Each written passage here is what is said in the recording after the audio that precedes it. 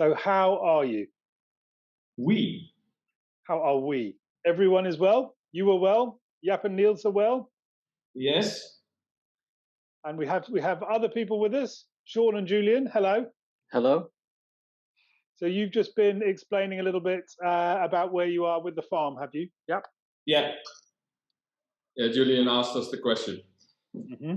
Mm-hmm. Cool. And so where are you this week? What's going on this week? Well, we are trying to figure out if we're going to start this season with the market garden or we're going to delay till November. It's a big puzzle. We hope that it's feasible to start this year, but planning-wise, this could be a big challenge. Mm-hmm. So we're hoping to lay an egg on it. Last week we explained a little bit about the start of the market garden, and it was right from our heart. So we wanted to start tomorrow, but this last week we went more and more into our heads and get some ideas about planning and financials. So maybe it's better to delay it, and it's a delay of a few months on a project of 20 plus years. So yeah, it's not too bad. That's not too bad. Yeah, but it's a process. It's a learning process. Although, yeah, I guess it's and that thing around timing is really a learning thing, isn't it? A learning process, kind of putting things more into the long term than the immediate, because we definitely live much more in the immediate. Yeah, and it's what we talked about last week about the succession in the forest, and there's also timing when seeds are germinating and when they are growing and other animals and species are acting in the ecosystem. This is also, you can only start once right, I think. And it's not a business, a tech business where we have a big load of money. You can pivot. Yeah, and we can pivot. Yeah. Well, a pivot is very slow pivot, I think. Yeah. Yeah. Well, the reason we were hoping to start this season is, of course, for the story. So, local community, we need to take the local community into our story of a regenerative farm or what it is, and it's best explained on the site itself.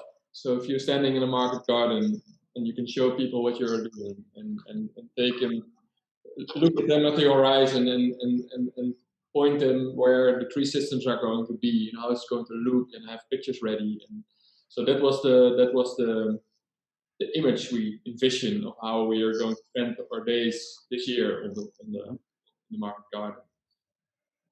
But then, like what Jaap said, there are a lot of other factors that come into play, and also one is we live an hour drive away from the piece of land. There's no possibility of living there or being there at the moment, so we have to drive every day for 2 hours. And we also have 2 young families. We have 2 small children at home, so maybe that's not the. Yeah, and then there was this. Yeah, we need to start right, and it doesn't mean we can start small and well, just try on error. That's okay, but it should not be a mess. And what you get is when you do a thing hasty and you're not living there, the chances are that it's going to be a mess, and that's the wrong image, I think. Yeah. I think something you said there, which obviously kind of links us to what we were going to talk about today, the story. You were talking about the story for the community and how you introduce them to what you're doing and how you kind of bring them along. And I think that was kind of one of the things we thought we would sort of talk about today. But I also kind of reminded, so Niels, you made the good point at the end of our last discussion that it is called a good conversation. And so rather than just us talking, it's good that others are joining the conversation. Yeah. So I'd be really interested to know, Julian and Sean, maybe start with Julian, kind of just sort of who you are and what your interest is. Yeah, so I'm currently in Denmark. I finished my degree here. looking for a job in either Denmark, the Netherlands, maybe Germany, and currently doing an internship at Climate Farmers. And I just have a personal big interest in regenerative agriculture. And I did finish the Soil Food Web courses by Dr. Elaine Ingham. So I'm very curious to hear about what your plans are and yeah, see how you're going forward. Right, thanks, Julian. And Sean? Yeah, good morning, everybody. I'm in Tipperary in Ireland. I'm an organic farmer for the last 15 years. And I'm like yourselves, I'm on a journey of learning, and I suppose that's why I'm here this morning. Actually, this morning earlier, I actually went out and I gathered some leaf mold with the plan to boil some potatoes and add in some sea salt and with the leaf mold and create what it's relating to the Korean natural farming preparations. So that's kind of where I'm at. So yes, I also keep broiler chickens and I try to grow more trees on the farm. But at the moment, it's really just planting in field corners and extending boundaries. I do plan to go more into maybe increasing the diversity in terms of fruit crops and biodiversity value on the farm. I keep broiler chickens. I got 120 or 30 day old chicks yesterday. So that's enough. Also on the farm, and I might give you the name of the farm. It's Cloncannon Biofarm, and I studied ecology in university, so we do a little bit of environmental education with primary and secondary school students when we don't have COVID, and also what else? A little bit of ecotourism. Mm-hmm. Yeah, so that's kind of a summary of where we're at. I suppose if I could learn from you guys, I'd like to learn how to engage more with community. This is an area I would like to develop more. Yeah. Thank you. Great. Right. Well, I think that's the thing everyone's trying to learn, isn't it? How to engage, how to tell the story with the community. So it's interesting, Sean, from your point of view. So you're coming from an organic background, and I know Jaap, we spoke about this a little bit before, didn't we? I think so. It's kind of the complexity that comes a little bit from everybody having a slightly different story and having a slightly different area of focus, and whether those slightly different areas of focus sort of complicate a bigger storytelling, whether those slightly different areas of focus make it harder to engage with communities, for example. Well, in the Netherlands, I only know how they do that in the Netherlands. So you have rules about organic farming. So you have to follow these rules to be certified as organic. And it seems that now we are further in time. It's not a mean anymore; it's an end. So do I say that right? Mm-hmm. So everyone is busy to fit in those rules and not looking anymore at what is nature, what does nature need, etc., etc. And the thing of regeneration, of regenerative agriculture, is that it's more open. So there is not yet certification. They are trying to do something, I think, now in the States to develop a certification. But in the Netherlands, it's open. So you can call yourself regenerative farmer. The thing is that what we want to do with the farm is we want to invite people on the farm and let them certificate us, so they can see how we grow the food and that we don't put any fertilizers or pesticides or etc. chemical in the ground or on the plants, and that we are doing this regenerative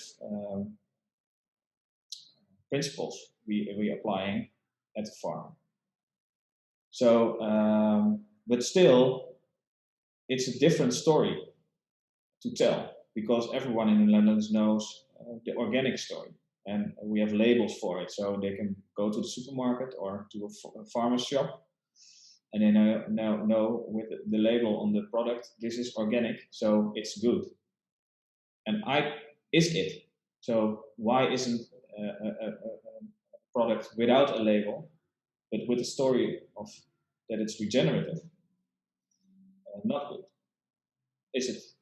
So that's something, but that's more. It's not to have a discussion about is certification good or bad, because I think in some way you have to regulate, because when you don't, you can, like greenwashing, you have the regenerative washing. Mm-hmm. But how can we create something that is not filled with dogmas and that the certification is a mean for the farmer instead of getting an end?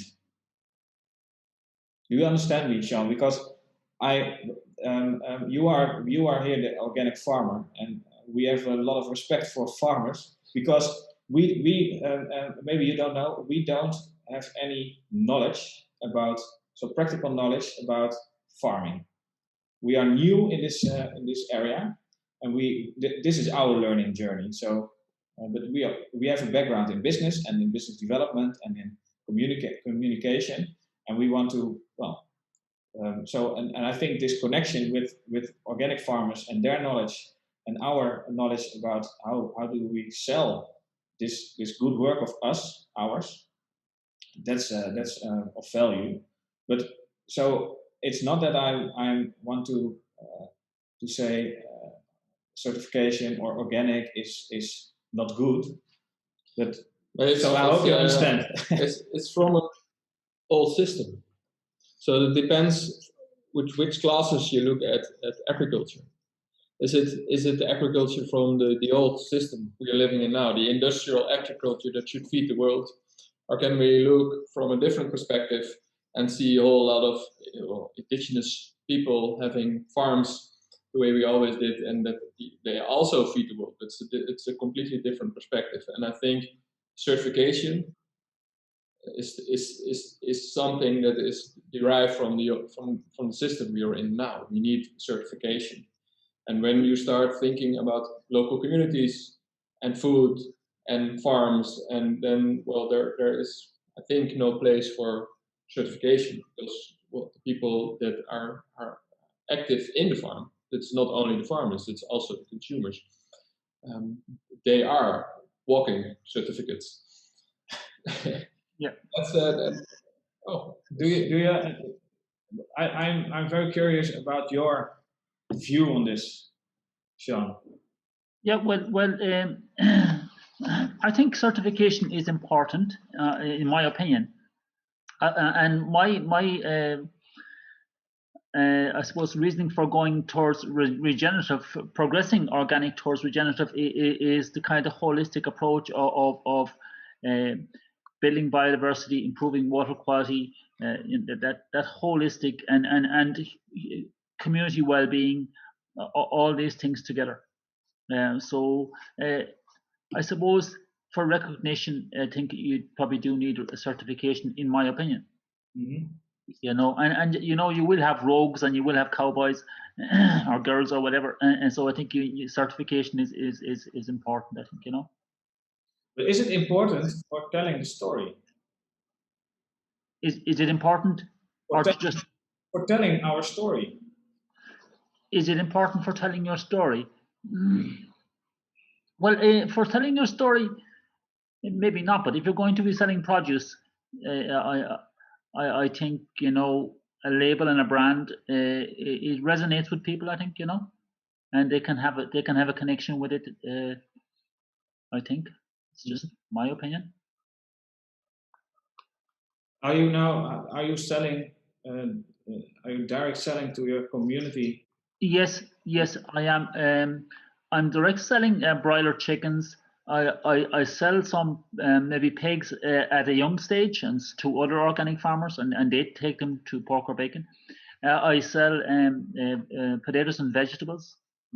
At the moment, mostly at farm gate.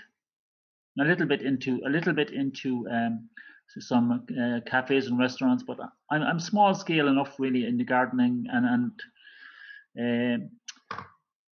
to be honest, I'm at the moment I'm on my own, so I don't have woofers. I have had woofers from different countries, and I don't have woofers at the moment. So my story this year again is a kind of evolving depending how things open up and so forth. Yeah. Sean, do you think that the certification is important for even selling to the local community? If your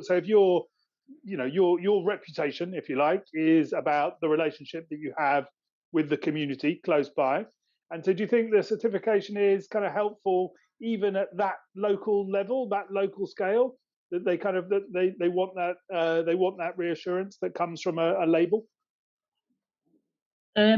Probably not necessarily, because if you have people coming onto the farm and they come to see your practices and they come to recognize the character and trust the person and the ethos of the person, yeah, that can be enough. That can be better than anything else, probably. Like, you know what I mean? At that local scale with good connection, and they're getting involved and hands on and so forth. Probably not necessary at that stage. But if you're selling into a town and there's not as much engagement or whatever, it can be slightly different, maybe, you know? Yeah, I agree. Yeah. So that's then also back to the story, maybe. So the story about regeneration, it should be told on a much broader spectrum than the story of agriculture we tell now, because that's the supermarket does that for us. And there's I think at the moment the story of regenerative has to go wider and use social media and as much platform as we can, because of the not just the local but the global challenges to the natural world. And so in Ireland we have a regenerative farming on Facebook, and there's a couple of thousand members on that, and I think it's a great platform for convincing and gradually converting, or putting a different story before people, like, you know what I mean, and showcasing case studies and different things like. So. And that's mainly communicating to the farming community, is it, or is it also starting to bring in kind of the people who buy from them, kind of people? It's not just not exclusively farmers. It's householders, it's business people that can have an interest in that, and they can join the Facebook group or whatever. Yeah, and so it's a good platform for sharing and learning. Yeah. People engage on the story of regeneration.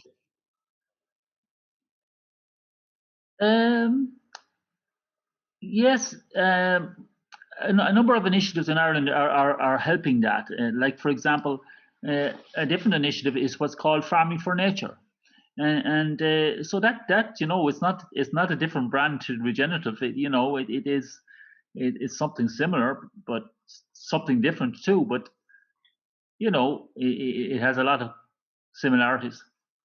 And that's been running for the last since 2018, and it's a great initiative, and it's again, as I say, it's showcasing people, and it gets onto the national media, and so that's a great way to get farmers thinking. And also, we over the last couple of years we have had what's called a Biofarm Conference, an annual conference, and again, getting in great speakers and from the Soil Food Web and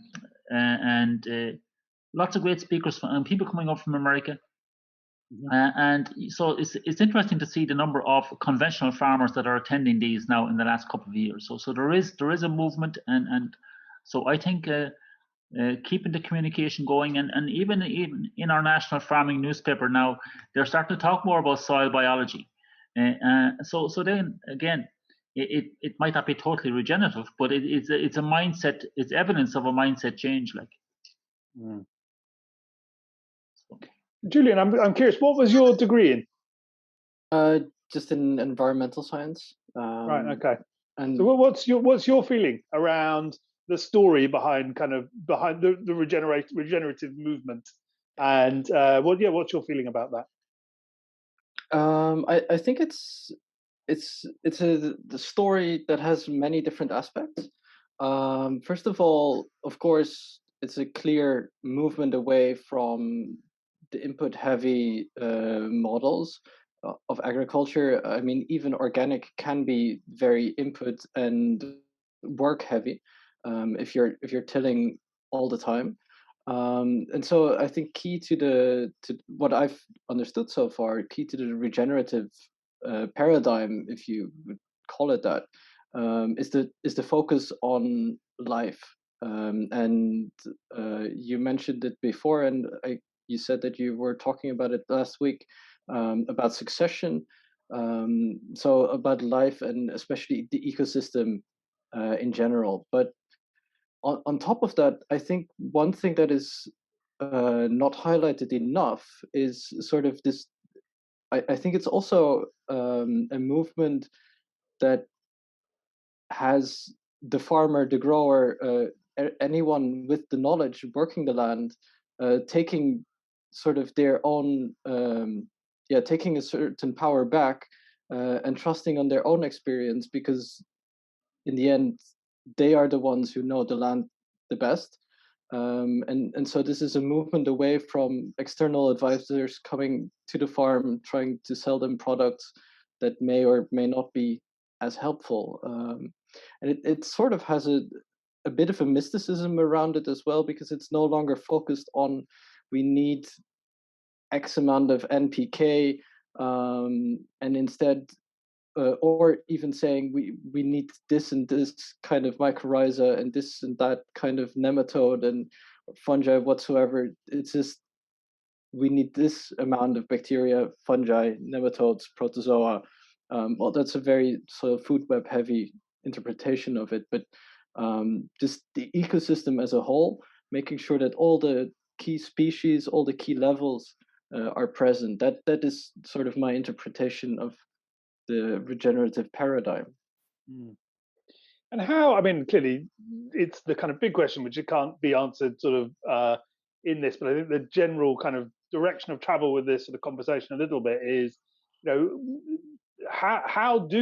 is the best way of translating this story, translating these ideas to consumers at large? Because I guess for what you're saying, Julian, for farmers to have confidence in the ability to kind of trust their instincts is, there is a kind of a confidence that by working this way clearly is better for the land, but also means that they're producing produce and things that people want to buy, and if they're doing that, there is a kind of requirement for the regenerative story to spread further in some ways. And so I'm kind of curious what we sort of think around what needs to happen for that to start flowing more easily.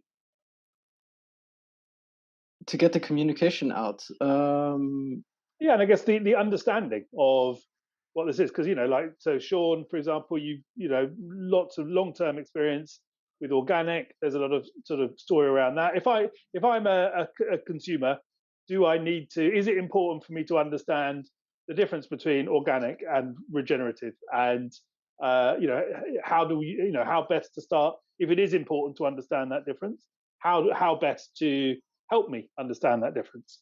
Or is it not important that I understand that difference for the time being? I think the main difference is clearly the focus on biodiversity, and in Dutch it's called, or one of the synonyms that is used for regenerative agriculture is nature inclusive agriculture, and I think that also captures the sentiment quite well. And so, yes, of course, organic is already much better than conventional agriculture, but it's still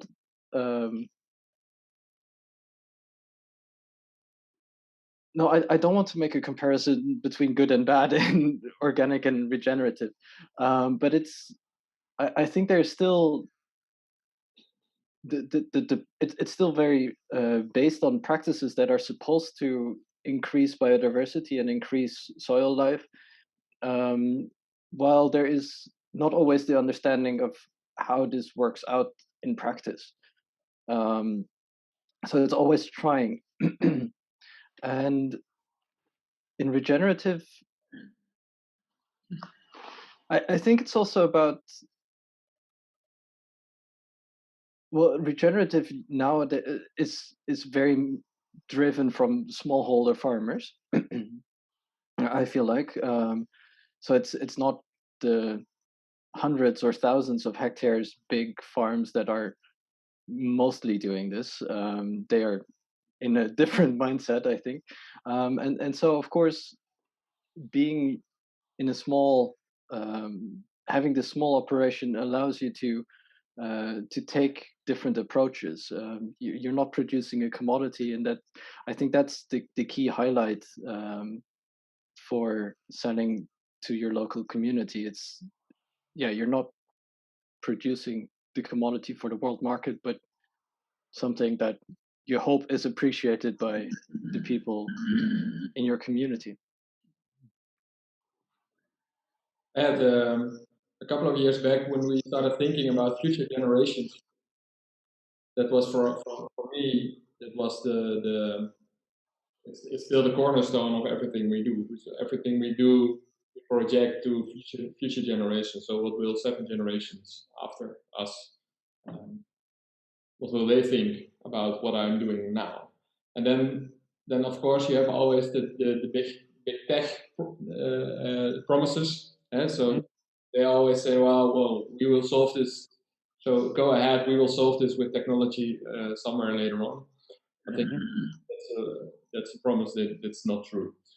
So, and it's also the same as with the story of regeneration and getting our story told for the regenerative farm to the community is also okay. So what we do now should be sustainable now for us, should produce food and biodiversity, etc. But we also have to think about the future generations. That should also be in balance, and that's I think a story that people can understand and have a feeling with, especially when they have children of their own. So because when we talk about soil life and biodiversity, it's for probably all the people joining in this conversation will find it very interesting, and it's very activating as well. But there's a lot of people that just go to the supermarket, and I just read that in Holland they're starting startups that are heavily invested in that deliver food at your door and within 15 minutes. So you order, 15 minutes later, someone at your door bringing food. So we're so detached from the whole where does food come from story that well, I don't think it has any point of trying to explain at the moment. So, well, this is how soil life works, and this is how plant grows, and you should eat this instead of that. But when you start talking about their children and the children's children and their lives, that's something that triggers something. Yeah, sure. Yeah, yes, I certainly agree with that point that the supermarket is almost seen as the food producer. Yeah. You know, but going back to what Julian said there about the ecosystem as a whole, I think we need to maybe bring a focus to nature and almost highlight the keystone species. Let's say, like for example, the dung beetle, a very, very important creature, and just make the connections then of the web of life of how the dung beetle might be feeding on the intestinal worms or whatever that could be infecting your animals, but the dung beetle is also a food source for the birds, and make the connection through that web of life, and show the beauty and the design of the different creatures and organisms, and even in the freshwater ecology, an area I have an interest in also. So, and you know, the species richness in swards and connect that to the pollinators and the food. And so making the connections between the wildlife and the food, I think would be an important thing, in my opinion. Yeah, I like that. And I think that one of the things kind of interesting, I'm sort of a bit conscious of time because we do try and sort of keep these to half an hour so everyone can get back to their lives. I guess the thing that's kind of interesting around that, Sean, it's kind of making the story real, isn't it? It's making the story kind of tangible in a way. I like the observation too that actually people think that food comes from a supermarket, is produced by the supermarket, and starting to kind of challenge that storytelling a little bit with some of those kind of real life circle of life ideas, I think is really kind of interesting. And I think one of the things that I was just thinking about listening to you speak is when I think about telling the storytelling, it's the lens that I'm looking through a little bit is actually industrial scale storytelling, which is the same kind of problematic lens actually. And maybe a lot of what we're sort of talking about here, like you were saying at the beginning, Niels, in a way, actually, that your community are your walking certificates, and actually to worry less about industrial scale storytelling and to trust in the kind of more person to person sort of producer to community storytelling, and try and sort of encourage the storytelling on that sort of scale to replicate as much as possible, so that it kind of grows a little bit more ground up. Yeah, I think that's also the basis of what Sheen asked earlier, like how do you build this community? Starts on a local scale with people that are involved, not only your customer, but they are involved, maybe also in the decision making of the farm, thinking about future generation. Yeah. We're actually thinking about writing a child's book, farm, and about soil and the things that live in the soil, and so we get the story to bed, so parents read it to their children and then come to the farm and see it in real life. Maybe we can build a connection there on that level. And as Sean's saying, the hero of your story can be the dung beetle. Yeah, that's right. Yeah. Maybe it's just the main character, the dung beetle. Exactly. Okay, everyone. Don't be afraid to talk about waste. Of all different categories. Sorry to interrupt you there. No, that's good. And Julian, I went to a workshop before with a guy who I was probably the most knowledgeable person I ever met in my life, in terms of he could speak about freshwater ecology, he could speak about botany, he could speak about mycology. But he had a workshop one day on the wonderful world of dung. So and you could give more than a day at it, because when you bring the fungi into it and the dung beetles and everything into it, and it is quite a story, like really, like, you know what I mean, the strategies for getting around the field and all these things. So I think on that, the idea that shit isn't shit is probably a good place to end. I think it's a nice start for the next week. Shit isn't shit. There we go. What ends begins. Okay, good. That's where we can go next week. Good. All right. Thank you, guys. Thank you, Julian. Thank you, Sean. Thank you, Jaap. Thank you, Niels. And thank you, everybody listening. Really appreciate you taking part. And thank you very much. Keep well. Talk to you next week, hopefully. Yeah. Great. Yes. Have a good day. Thank you. Bye-bye. Bye.